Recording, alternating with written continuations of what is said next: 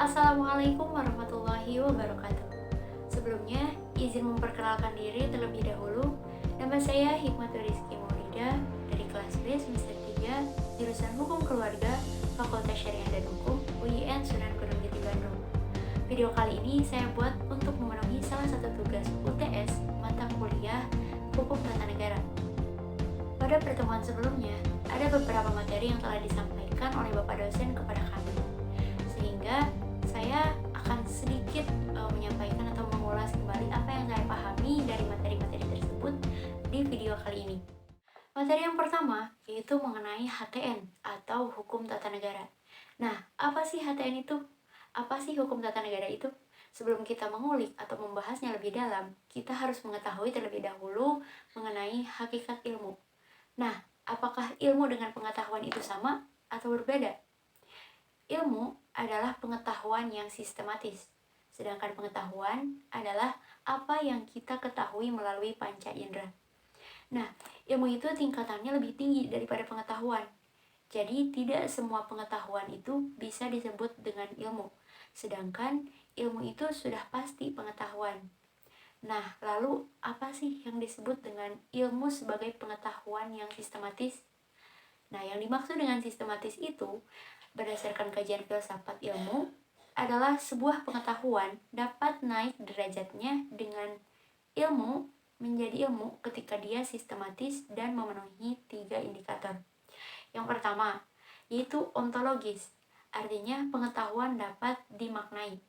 Yang kedua, epistemologis, yaitu pengetahuan memiliki metode dalam aktivitas ilmuannya. Yang ketiga, aksiologis, yaitu pengetahuan yang memiliki manfaat atau kegunaan. Setelah kita mengetahui mengenai hakikat ilmu, maka pembahasan selanjutnya adalah HTN atau Hukum Tata Negara. Nah, apa sih yang disebut HTN itu atau Hukum Tata Negara itu? Ada beberapa istilah dalam bahasa-bahasa asing. Yang pertama itu dalam bahasa Inggris, HTN disebut sebagai Constitutional Law atau State Law, yang artinya hukum konstitusi atau negara. Yang kedua, menurut bahasa Perancis, yaitu droit constitutionnel atau konstitusi negara. Yang ketiga, yaitu menurut bahasa Belanda, yaitu disebut Staatsrecht atau hukum negara. Nah, lalu apa sih pengertiannya hukum tata negara itu?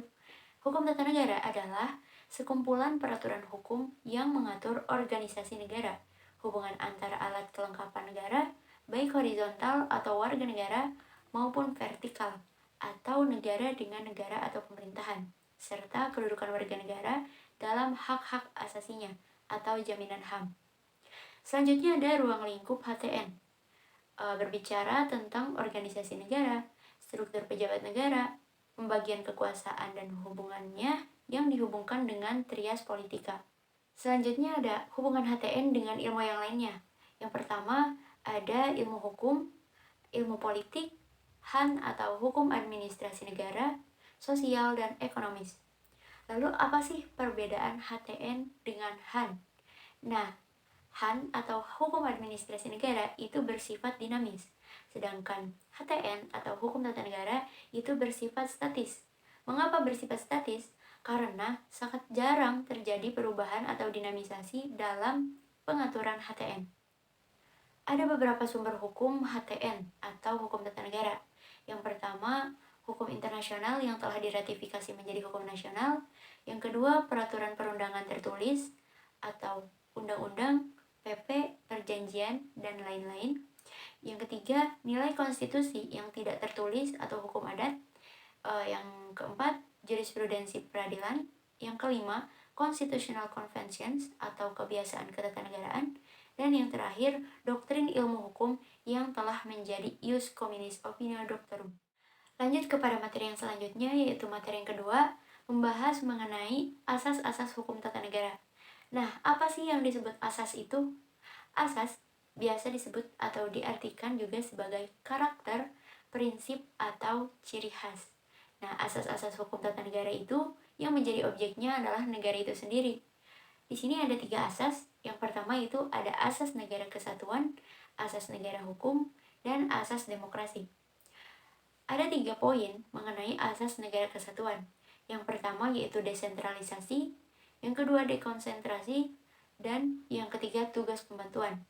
Sedangkan asas negara hukum menurut International Commission of Jurists di Bangkok tahun 1965, ciri-ciri negara hukum diantaranya adalah yang pertama jaminan HAM, yang kedua badan kehakiman bebas atau mandiri, yang ketiga pemilu yang bebas, yang keempat kebebasan menyatakan pendapat, yang kelima kebebasan berserikat, dan yang terakhir adalah pendidikan kewarganegaraan. Jadi, sebuah negara bisa dikatakan negara hukum jika telah memenuhi ciri-ciri atau asas-asas tersebut. Nah, yang ketiga yaitu asas demokrasi, di mana asas demokrasi ini menganut dari, oleh, dan untuk rakyat.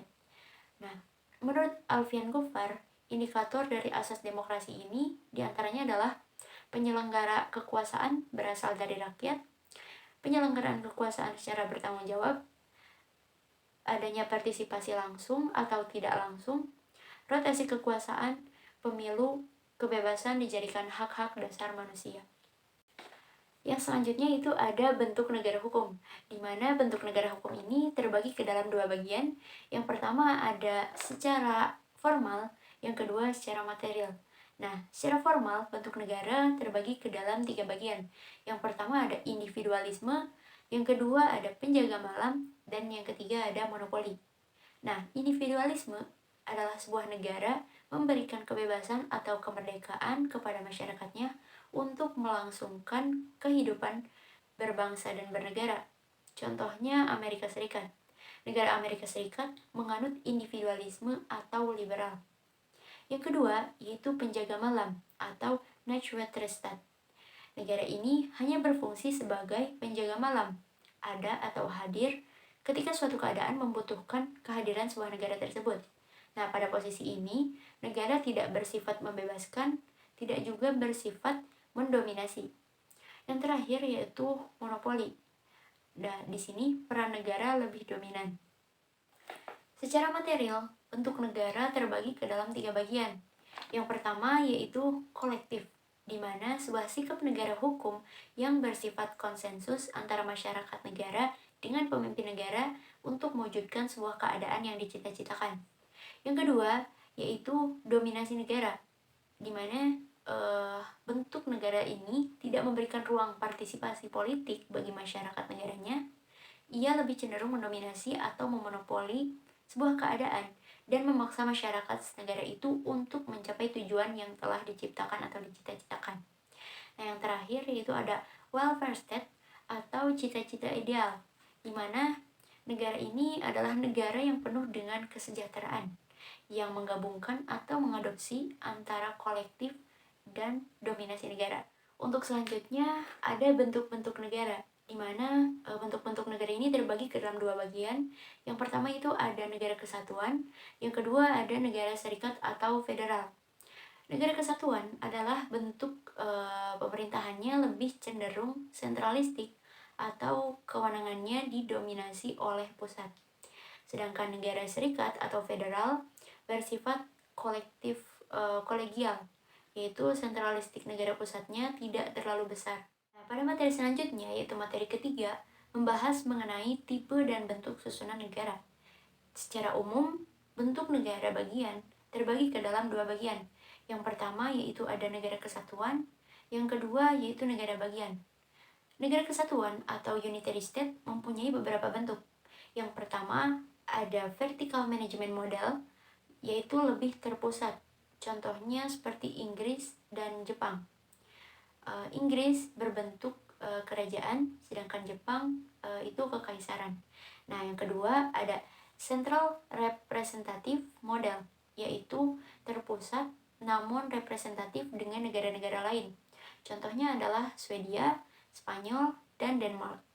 Yang ketiga ada unification model atau penyatuan atau integrasi. Contohnya adalah Belanda. Selanjutnya ada mixed model, yaitu bentuk campuran. Contohnya Prancis. Lalu ada beberapa karakter di negara kesatuan, di antaranya satu konstitusi yang berlaku, satu pemerintahan di tingkat pusat, satu kewarganegaraan, satuan pemerintahan lokal yang merupakan subdivisi pemerintahan pusat, dan dominasi pusat. Selanjutnya yaitu negara bagian atau federal state, di mana negara bagian ini mempunyai ciri-ciri perasaan sebangsa di antara kesatuan-kesatuan politik yang hendak membentuk federasi dan keinginan untuk membentuk ikatan yang terbatas. Nah, ada pula karakter-karakter yang ada dalam negara bagian. Yang pertama, satu wilayah negara terbagi atas negara-negara bagian. Contohnya Amerika Serikat. Yang kedua, kedaulatan ganda. Yang ketiga, hubungan antara pemerintah federal dengan pemerintah daerah bersifat koordinatif atau kooperatif. Nah, jadi pada intinya, negara kesatuan lebih bersifat sentralistik, sedangkan negara bagian itu lebih bersifat desentralistik. Materi yang selanjutnya, yaitu materi yang keempat, menjelaskan mengenai bentuk pemerintahan dan sistem pemerintahan. Nah, untuk bentuk-bentuk pemerintahan, diantaranya yang pertama, autokrasi, di mana bentuk pemerintahan ini diperintah dengan kekuasaan tunggal. Yang kedua, oligarki. Bentuk pemerintahan ini dijalankan oleh beberapa orang yang berkuasa atau kelompok tertentu. Yang ketiga, ada monarki, di mana bentuk pemerintahan ini kekuasaannya dipegang oleh seorang raja atau kaisar. Yang terakhir atau yang keempat, yaitu republik, di mana bentuk pemerintahan ini dijalankan berdasarkan kedaulatan rakyat. Aristoteles membagi sistem pemerintahan menjadi 6, yaitu yang terdiri dari 3 yang baik serta 3 yang kurang baik. Sistem pemerintahan yang baik meliputi monarki, autokrasi, serta politeia. Sebaliknya, yang kurang baik meliputi tirani, oligarki, serta demokrasi. Nah, Aristoteles pula menghubungkan sistem pemerintahan baik serta kurang baik sebagai kemerosotan. Monarki merosot jadi tirani, autokrasi merosot jadi oligarki, serta politeia menjadi demokrasi. Nah, adapun bentuk pemerintahan menurut Aristoteles adalah yang pertama, menurut kekuasaan pemerintahannya hanya dikendalikan oleh satu orang, yaitu monarki dan tirani. Yang kedua, menurut kekuasaan pemerintahannya hanya dikendalikan oleh beberapa orang, yaitu autokrasi dan oligarki. Yang ketiga, menurut kekuasaan pemerintahannya dikendalikan oleh rakyat, yaitu politeia dan demokrasi. Untuk yang selanjutnya itu mengenai sistem pemerintahan, di mana sistem pemerintahan menurut Muhammad Mahfud MD adalah sistem hubungan dan tata kerja antara lembaga-lembaga negara. Nah, secara umum, ada 2 sistem pemerintahan. Yang pertama, presidensial, dan yang kedua, parlementer. Nah, presidensial mempunyai ciri-ciri sebagai berikut. Yang pertama, kepala negara menjadi kepala pemerintahan atau eksekutif. Yang kedua, pemerintahan tidak bertanggung jawab kepada parlemen atau DPR. Parlemen dan pemerintah adalah sejajar. Yang ketiga, menteri-menteri diangkat dan bertanggung jawab kepada presiden. Dan yang terakhir, eksekutif dan legislatif sama-sama kuat. Selanjutnya itu sistem pemerintahan parlementer, di mana mempunyai ciri-ciri. Yang pertama, kepala negara tidak berkedudukan sebagai kepala pemerintahan, karena ia lebih bersifat simbol nasional atau pemersatu bangsa. Yang kedua, pemerintah dilakukan oleh sebuah kabinet yang dipimpin oleh seorang Perdana Menteri. Yang ketiga, kabinet bertanggung jawab kepada dan dapat dijatuhkan oleh parlemen melalui MOS. Dan yang terakhir, kedudukan eksekutif atau kabinet lebih rendah dan bergantung kepada parlemen. Lanjut kepada materi yang selanjutnya, yaitu materi yang kelima, mengenai autokrasi modern dan demokrasi modern. Nah, apa sih yang disebut dengan autokrasi modern itu? Autokrasi modern adalah suatu sistem pemerintahan yang lebih menerapkan kepada kekuasaan tunggal. Sedangkan demokrasi modern memiliki arti yang berkebalikan dari autokrasi modern. Nah, adapun karakteristik yang dimiliki autokrasi modern diantaranya adalah yang pertama, sistem satu partai atau partai tunggal. Yang kedua, menghimpun kekuasaan sebesar mungkin pada tangan negara. Yang ketiga, organisme yang dianggap sebagai suatu kesatuan yang mempunyai dasar-dasar hidup serta kehidupan dan mempunyai kepentingan sendiri serta kepribadian sendiri. Yang keempat, penentuan wakil rakyat masih dominan penguasa. Dan yang terakhir, eksekutif dominan. Nah, contoh negara yang menganut sistem autokrasi ini adalah fasisme Italia, Nazisme Jerman, dan komunisme Uni Soviet. Nah, adapun karakteristik yang dimiliki oleh demokrasi modern, diantaranya adalah yang pertama, sistem multipartai. Yang kedua, penyelenggaraan kekuasaan rakyat. Yang ketiga, kumpulan atau kesatuan daripada para individu.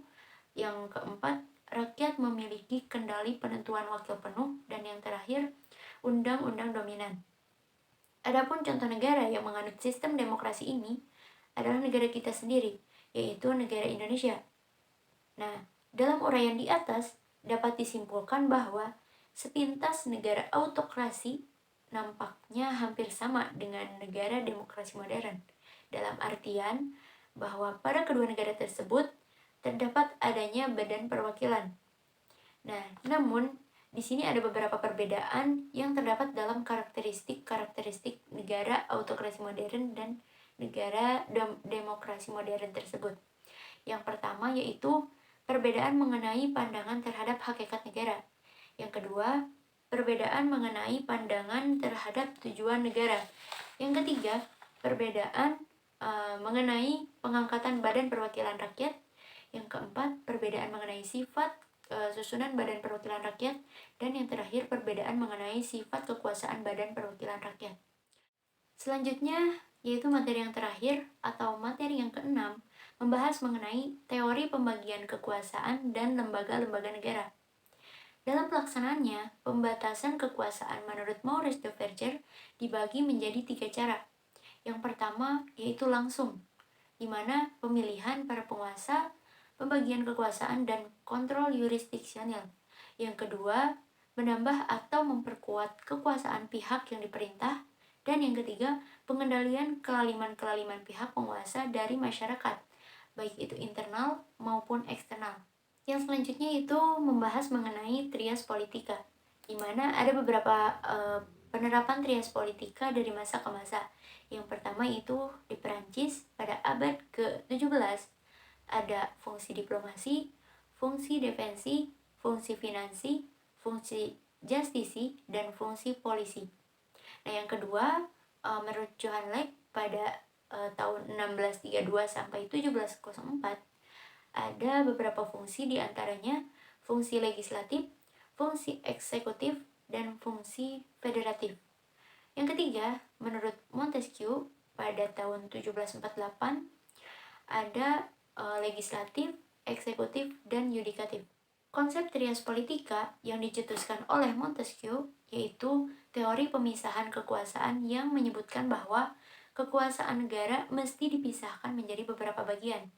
Dengan pemisahan orang dan fungsinya, menjadikan kekuasaan tidak mutlak dan memungkinkan di antara bagian saling bekerja sama.